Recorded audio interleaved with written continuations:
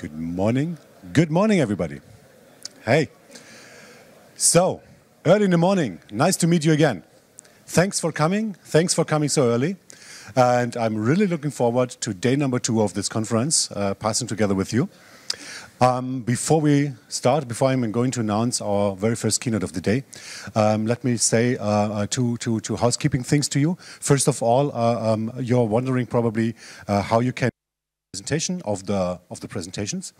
After the conference, you will receive a link, and then you can download the stuff from jaxlondon.com website. So you're going to receive a link. Make sure that in case somebody else booked the ticket for you and left not your email address, but his or her, etc., that you receive the message directly. But yeah, a few days after the conference, we are going to inform you how to access a private section of the conference website so that you can download the stuff you want to review after the conference. Second thing, there's a raffle, there's an expo raffle over there. So if you visit some of the booths, you get some stamps and things like that. Feel free to join this raffle. And there's a draw around lunchtime, and you can win fancy stuff. To be honest, I don't know by heart what, but I'm pretty sure it's super fancy. Stay aware and yeah, get to the expo and to the raffle. You feel invited to do that.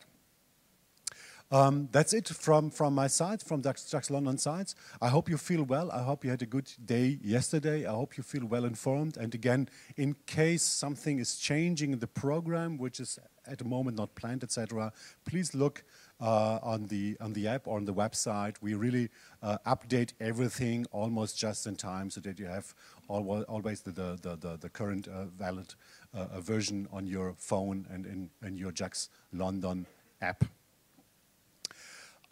That's it from my side, and now it's a pleasure to announce the keynote, well, number 3 of the conference, number day of today's conference day. It's about leadership in a rapidly and constantly changing world. It's about leadership in agile and lean environments, and I'm really happy to welcome Liz Keogh. She is a well-known consultant and trainer for agile and lean stuff. And she just told me yesterday she delivered a technical session, a code-based session. It was since 6 years the very first one where she really coded on stage.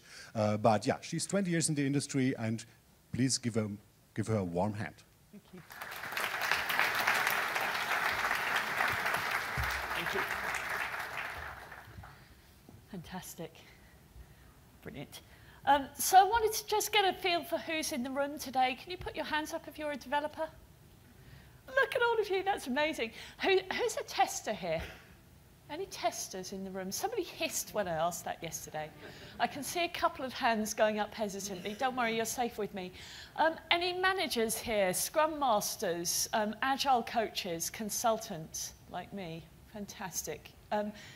So I wanted to talk about leadership. This concept of leadership at every level has come from Kanban. And what I wanted to do, when I normally give this talk, I'm frequently talking to people in the lean space, in the agile coaching space, people who have a leadership role anyway. But I wanted to give you, developers particularly, some hints and tips for how you can develop leadership yourselves. So when we think of leaders, we often think of people kind of standing up at the front and everybody listening to them, people managing teams. If you look at Forbes have this brilliant list of things that leaders have.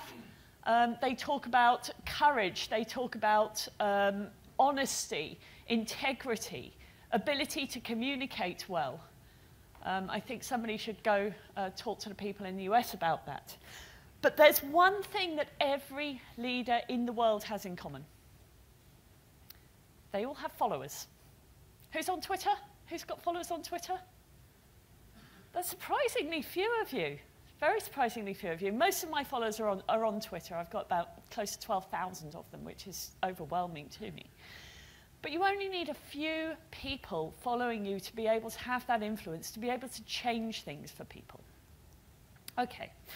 So a group that's really, really great at doing this leadership at every level of the armed forces, particularly the Marines, they talk about how every Marine is trained to act instinctively for themselves, and they know what the mission is. They know what it is they're trying to achieve.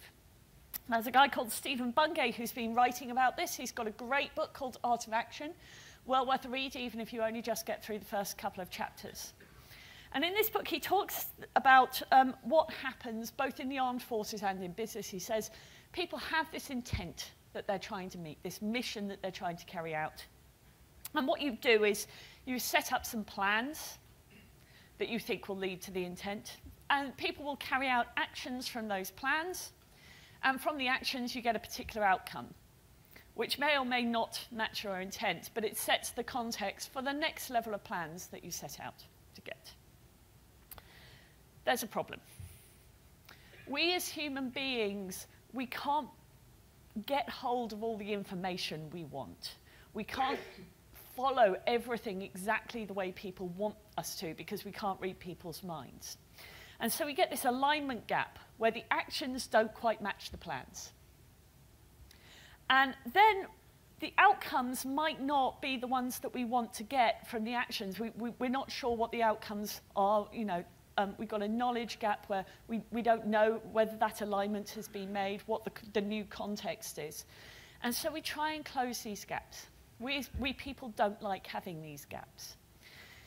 And we do this very instinctively, and particularly managers do this very instinctively. And this is more common in business than in the military. We close the alignment gap by issuing more instructions to people. So we want them to carry out particular actions, so we issue very, very detailed instructions. And then as the actions get carried out, we want to make sure that the outcomes that result from the actions are the ones we want, so we put tons of controls in place. And then we have this knowledge gap, so we want to know what our new context is, so we're going to have lots and lots of status reports. And before you know it, you've got all these teams running around, following very detailed instructions while trying to stay within the governance and compliance and talking to CAB while issuing lots and lots of red-green status reports. Right? Does this seem familiar to anyone? Who's on a waterfall project here? A couple of people. Who's on an agile project here? Fantastic. That's really good to see. Who's on a project that's calling itself agile? That's more common. That's way more common. Okay. So this guy, this is Herman von Moltke, the elder. He's got a nephew called the younger who wasn't as cool as he was. And he's got this lovely quote, which you're actually all familiar with. I'll translate it for you. It says, no operation reaches with any certainty beyond the first contact with the enemy's main force. And we know that in English as plans never survive first contact with the enemy. Right? This is the guy who coined that quote. This gives us a problem. We don't have enemies in business, but we do have risk, we have uncertainty, we have competitors. And when we put things into the marketplace, we make discoveries. We'd love everything to be predictable. We do not like uncertainty at all. They did an experiment in University College London where they had this little game. And in this game, they put snakes under rocks. And the volunteers who were participating in this experiment, they had to turn over the snakes, turn over the rocks, and look to see if there was a snake underneath. And if there was a snake underneath the rock, they got an electric shock. I don't know who volunteers for these games. I hope they were well paid. And the object of the game was to learn to predict the snake population so that you could avoid the rocks with the snakes underneath. So the people who experienced the most stress, they measured the stress, the adrenaline, the sweat of the people playing this game. The people who experienced the most stress were the ones who had a 50% chance of having a snake under a rock. Not the ones who weren't getting shocked as much, they were cool, but not the ones who were getting shocked a lot either. They kind of got resigned to it or something. And it turns out that loads and loads of experiments have proved we would rather have a bad, certain outcome than uncertainty. Those people who were in this experiment who were experiencing that 50%, they were also the best at solving the problem. They had the highest incentive to do so. Okay. Predictability sells. This is from the Scrum Guide. It says, you know, the point of Scrum is to optimize predictability and control risk. Anyone involved in scaled agile framework transformations? A couple of you, I'm so sorry. They routinely and predictably deliver value, so routine predictability. And I question whether that's actually what we need, whether that's actually what we want. Dave Snowden wrote an article called A Leader's Framework for Decision Making, and in this article he introduced a thing called the KEYNOTE framework. Put your hands up if you've come across KEYNOTE. Only a few of you. Fantastic. The rest of you are going to have a magic time. Those of you who have heard KEYNOTE, I love it when people who've heard of this before actually go out and share it and teach it with others. So please consider doing that, especially if you've heard me speak about this before. Okay. So he introduced this thing called the KEYNOTE framework, and it's a framework which basically says, in your context, software development, you probably aren't going to have any predictability, or not much predictability. You can't have the predictability that you want, or that you expect. So he says most business is carried out with this assumption that there's this predictability in order, and it doesn't exist. Before I introduce the KEYNOTE framework, I want to just show you a different model that will help you to understand it. And this is something you're all familiar with. We call it the innovation cycle.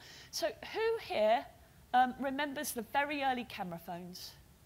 Very early ones, right? Most of you are probably thinking Nokia. Actually, Kyocera and Sharp made the very, very first ones. And they did it, they made it horizontal, so landscape mode. And they had the camera pointed towards the user because they thought people would use it for making video calls. And it turned out that the internet didn't quite support it, the bandwidth wasn't big enough back then, and most people actually wanted it for taking photos. But it was a differentiator for them. They sold a large number of phones. And then Nokia came along, very famously. They spoiled the differentiators. They saw that, and they said, oh, we could do that too. But we're going to push it on the back, because we've worked out now that people want to take photos. Do anyone remember what was next to the camera on the phone? There was a flash, but anything else? It had a little mirror so you could take selfies. Nokia invented the selfie. Thanks for that, Nokia.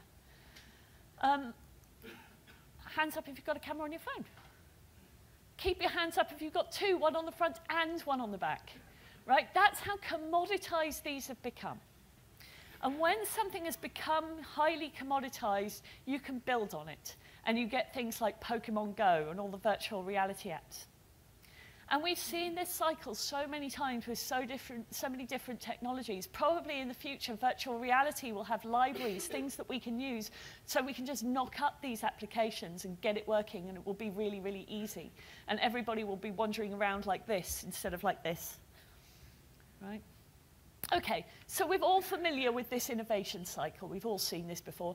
The reason I introduce this is because the dynamics in KEYNOTE are as important as the domains. The borders of KEYNOTE are fuzzy. The borders of the domains are fuzzy. Things do move around. And you've all seen this before, so this is one of the main dynamics. Let me introduce KEYNOTE. The hardest thing about KEYNOTE is pronouncing it because it's a Welsh word. So I would like you all to say the name Kevin to me, like Kevin Costner. Say Kevin. Kevin. Brilliant. Put an N in it. Say KEYNOTE. Superb. Okay, fantastic. It's really simple framework. It's very easy to understand on the surface. There's a bit of a rabbit hole. If anybody wants to come down and talk to me afterwards, I can start you on that journey. But just understanding it's pretty easy. So the first domain we tend to encounter is the obvious domain. And obvious problems are either ones which children can solve, or if they do require expertise, the solution's still obvious. So I go to the landlady in the pub, I go, what do you do if the beer runs out? And she says, well, I change the barrels, obviously, duh. Right? And I think of these as duh problems. We can categorize the problem. We can say, oh, it's one of those problems. Yeah, I've seen it before, really easy. As things become more and more complicated, they require expertise. So a watchmaker knows how to fix a watch. A car mechanic knows how to fix a car. The outcome of these things is really, it's still predictable. A lot of mechanical stuff ends up in this domain. And you can analyze the problem. You can say, okay, I can see where I'm trying to get to. I can see where I am. Let's close that gap. So a mechanic can look at the car and analyze what's wrong with the car. You can look at your code and go, I'm expecting this outcome, and so I can close that gap. Okay. The problem is down here in the chaotic domain. Chaos is accident and emergency. It is your house burning down. It is a transient domain. It resolves itself really quickly, and it might not resolve itself in your favor. And we don't like this. This is why we don't like uncertainty. It is also the domain of urgent opportunity, but it's normally regarded as a bad place to be. In chaos, you have to act, and act quickly.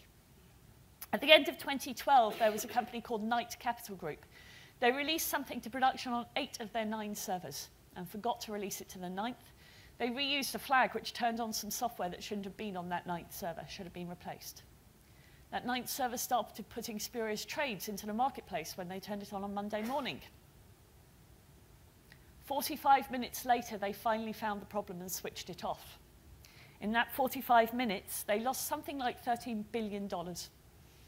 And the big banks and investment houses have this agreement that if something is obviously a mistake, they'll wind it back because they know that one day it will be them. But the small hedge funds kept the money. When they tallied everything up, it was 440 million, and that company no longer exists as a result. 45 minutes for a large organization to fail. That's chaos. That's why we don't like chaos. And because of that, we have this reaction to uncertainty. This gives us a problem. The complex domain is one in which cause and effect can only be correlated in retrospect. So they can be correlated, obviously, here with expertise up in the complicated domain, not at all in chaos. You've got to be out of chaos to make sense of anything. But in the complex domain, you can see with hindsight how you got somewhere, but you couldn't possibly have predicted it. So there was a company called Ludicor had this big online game called Game Never Ending, and they wanted to get more people to come play the game. So they said, what we'll do, we'll set up a site where people can share screenshots of the game, and everybody will see how pretty the game is. Players sharing all these lovely screenshots will get more players. That'd be awesome. So they set up this site, and people started putting screenshots in the game. And then the dot-com crash happened. It's back in the early 2000s. And they had to make a decision on what to do with this half-finished game. It wasn't in a position to make them any money. And so they said, what can we do with the tools we've got? We've got this screenshot sharing site. People weren't just sharing screenshots. They were sharing other photos, photos of their families and kittens. And that became Flickr. And with hindsight, you could see how it happened, but you couldn't possibly predict it. They tried to get the game working again more recently. Apparently, it has a very loyal following. And this time, they got the admin tools for the admin's messaging service working behind the scenes of the game. And again, something happened. 2008, we had the financial crisis. And they had to do something with this unfinished software. Those messaging tools became Slack. And Stuart Butterfield, who's the CEO of both those organizations, said, if you want to replicate my success, don't try and create a failed MMO. That's not how it works. You can see with hindsight how it happened. You get these emergent outcomes.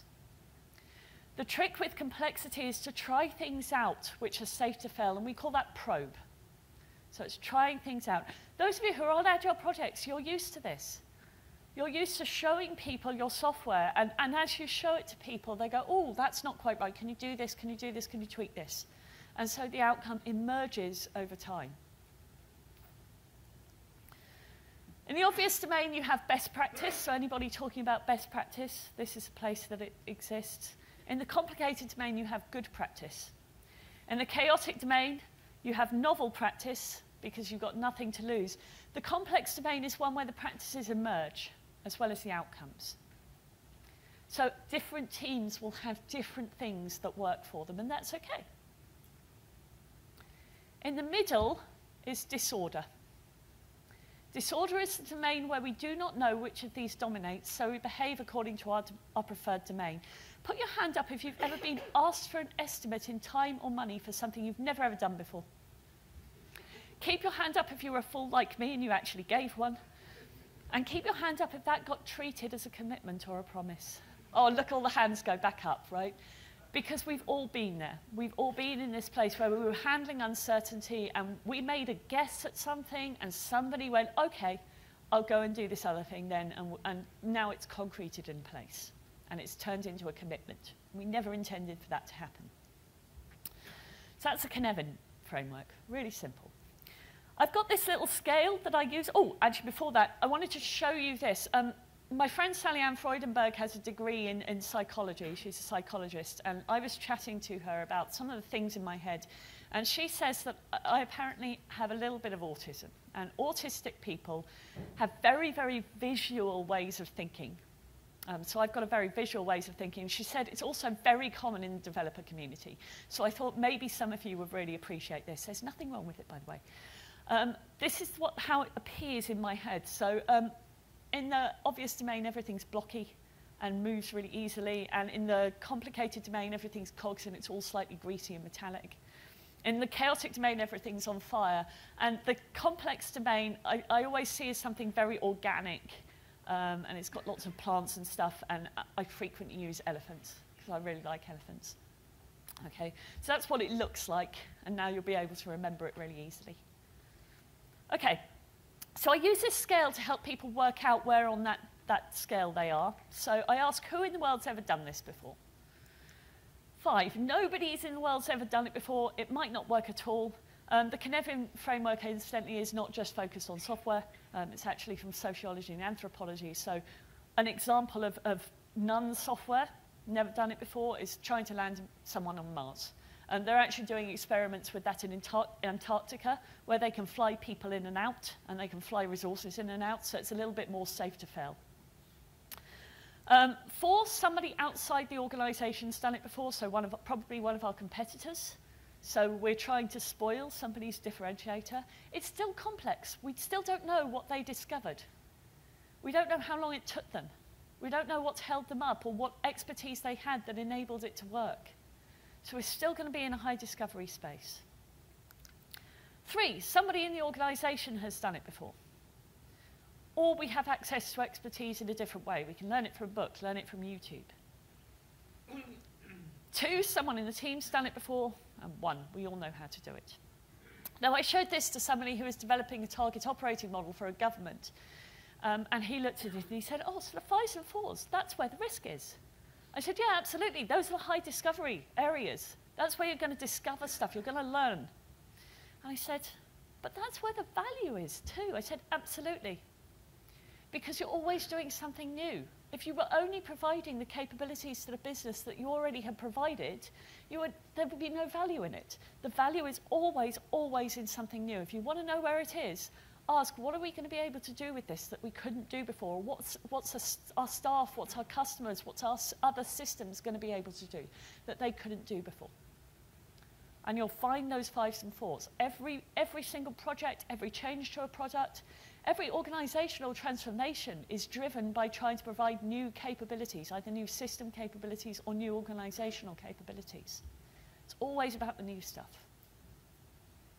He said, so we should do those first, those 5s and 4s. I said, yeah, absolutely, while you've still got time to react. And he said, but the whole industry does it the other way round. I said, yeah, they do. Because people like predictability and they think they can have it. So they analyze everything that can be analyzed, do all the easy stuff first, hoping the rest will drop out later. Devs, you have the power to lead this. A probe in software, a thing you're trying out, is called a spike or a prototype.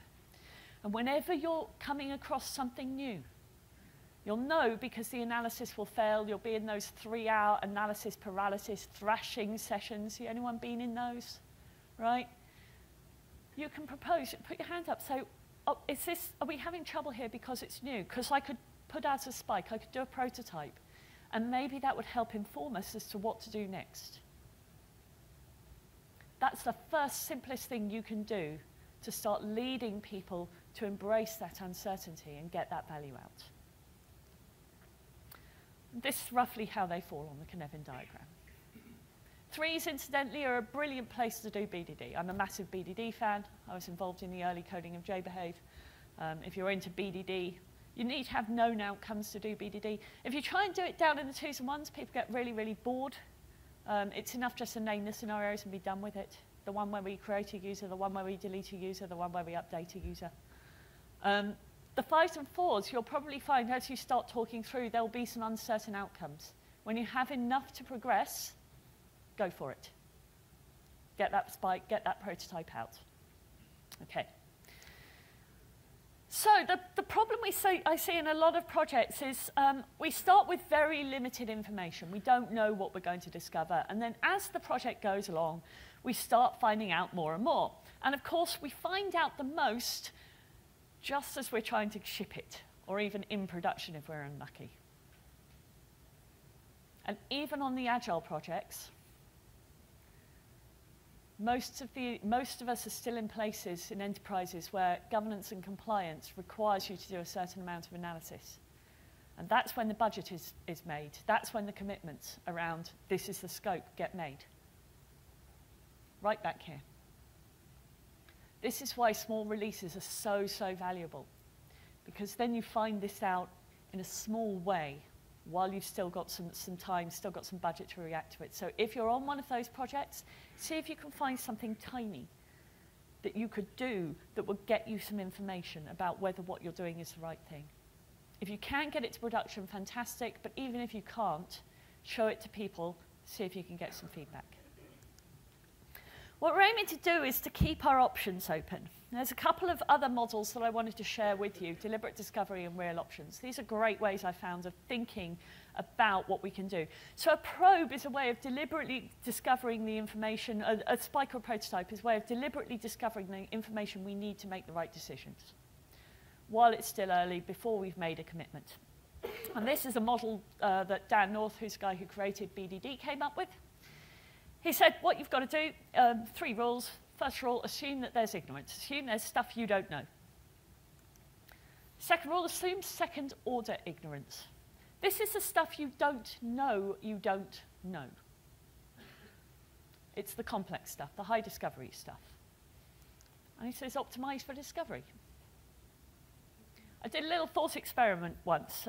A guy called Cedar Adrovo taught it to me. It was passed by a guy called Ashley Johnson from Gemba. He said, think of a project you've been on. How long did it take? 9 months, a year. And pretty typically I ask people, how long would it take to do the same project again with the same people, same technology, same requirements, just again? And usually it's about half the time. That's how much time is spent learning. In software development, learning is your constraint. The quicker you can make these discoveries, the faster you will go. The opposite side of the coin is real options. And this was created by a guy called Chris Matz, who has a financial background. And he said, in finance, an option, it's right but not the obligation to get something or to do something. We can price them up in finance. It's harder in real life. But having options, having places you can go to, having different things you could try, still has value. We know that's true. And the more uncertainty there is, the more value you have. At some point, you have to make the choices, or they make it for you. And never commit early unless you know why. So I know a lot of us who work in Agile, we're familiar with the concept of the last responsible moment.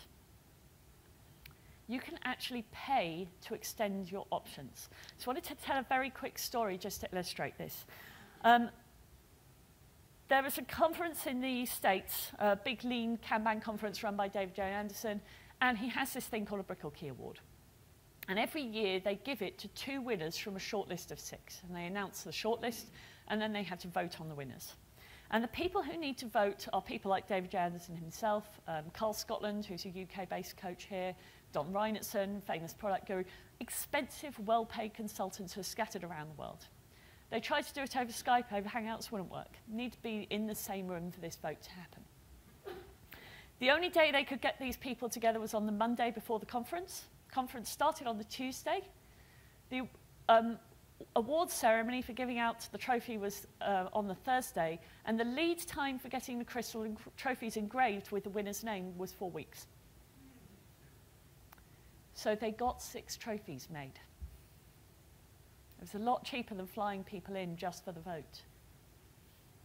There's a rumour that Chris Matts was running round the conference with one of the trophies they broke in the voting session as they eliminated people, going, anyone want to see what an expired option looks like?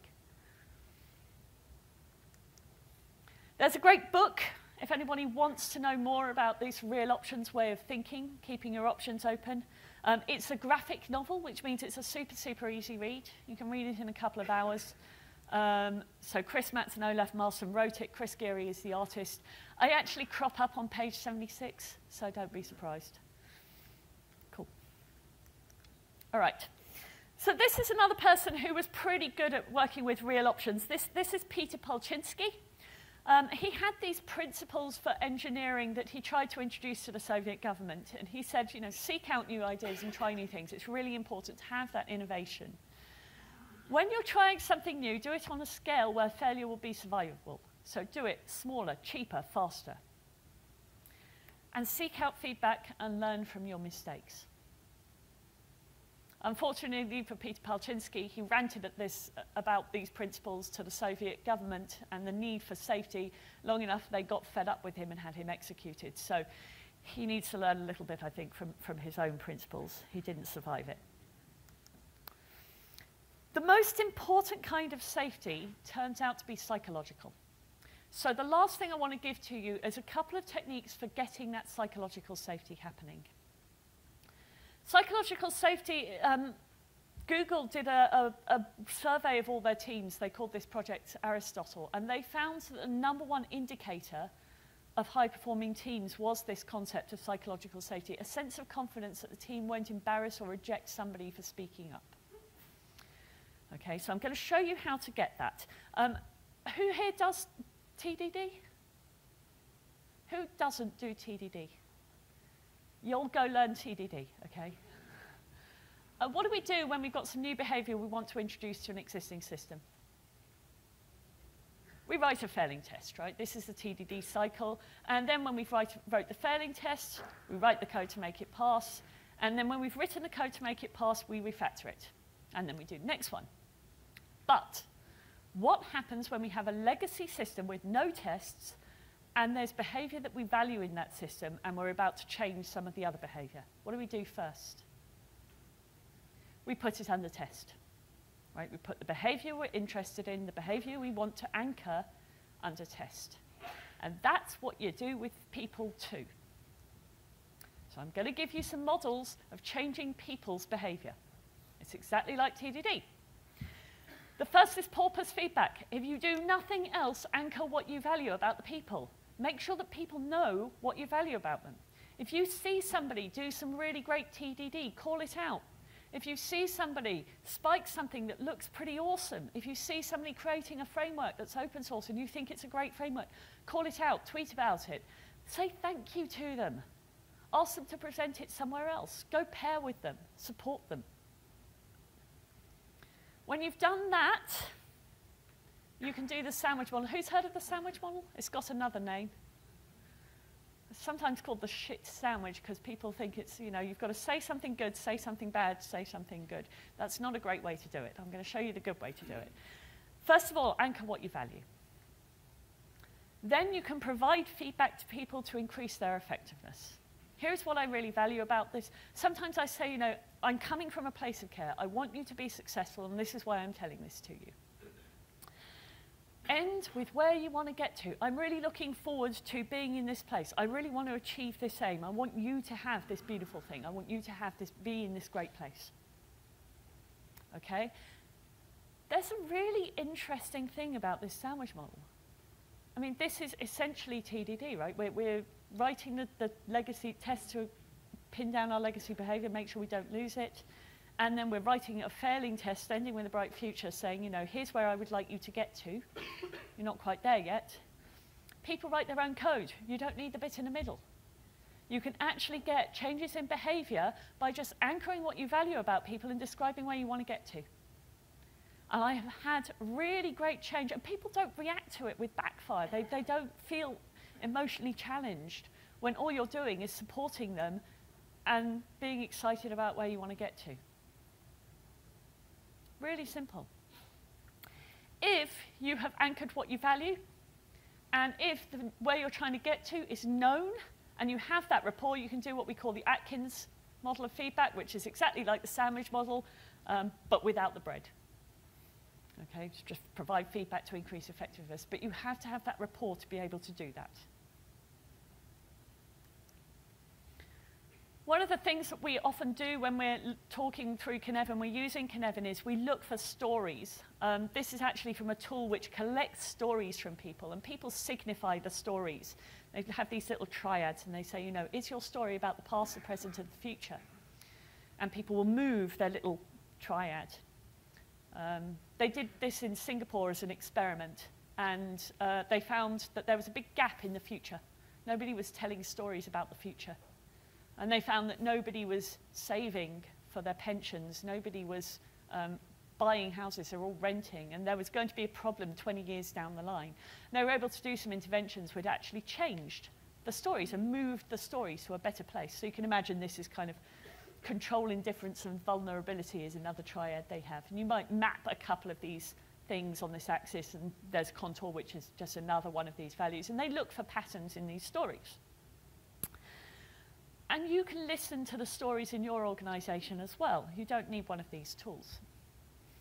The thing is that when you try and move the stories, if you try and move them, if we decide that up there is better, we want to be in this place, and we're down in this place, and people are down here. If you try and move to this empty area here, this is a sign that there's no support for the stories in whatever organization, whatever system that is, right? There's no support for stories there. You can move to where you see other stories happening. There's support there, so it's got what we call disposition. Somebody once asked me about that, and they said, I don't understand complex versus complicated. I said, well, is a football game complex or complicated? They said, well, it depends. I said, is it predictable or not? They said, well, is England playing? I said, look, just because England are disposed to lose doesn't mean they always will. So that's disposition. It's what we have in complexity rather than predictability. But when you're listening to the stories, you can hear where there's disposition. People are already trying things out in your organization. They're already doing things. They've already got these probes working. They're already, trying this framework, getting Git instead of subversion happening. When you see that, support them. Anchor those things that you value and amplify them. That's the single simplest thing you can do as leaders. Help your peers out. Amplify those existing probes, those other stories. And the weird thing is that when people see change happening, when people see that change is supported, they're more likely to try it out. They start feeling psychologically safe. I have got more change happening as a coach just by saying, that's awesome. Can you do it more over here? Can you go talk to those people? Can you do a presentation? Than anything else. Amplifying the existing stuff. That relentless positivity is at the heart of everything I do as a consultant. It results in me being quite kind to people, but I'm not a fluffy person. I care about delivery. So I'm not telling you these things to get you to be fluffy. I'm telling you these things to help you be really effective and to help you become leaders, even in your own space. One of the things that I realized is that when I ask for feedback, I often try and get that improving feedback, and we're not gentle enough with ourselves. A lot of us have imposter syndrome. A lot of us are cruel to ourselves when we see everything we do wrong. Notice the things that you do right as well and amplify those. And you'll put yourselves in a better position for helping other people. Thank you very much.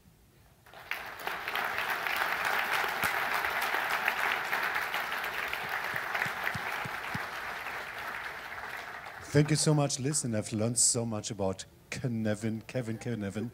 Thank you very much. I'm sure there's a possibility to talk to Liz or to ask questions if you want to do that afterwards. There's a short breaks now until the next sessions are starting. One word which I forgot in the early morning, please don't forget to give your feedback to us and to the conference speakers via the app. We really appreciate your feedback. If I you like liked, amplifying feedback. yes. Yeah, we all like amplifying feedback, and this really helps to plan and to understand what we can make even better for next time. Thank you so much, and see you later. Cheers.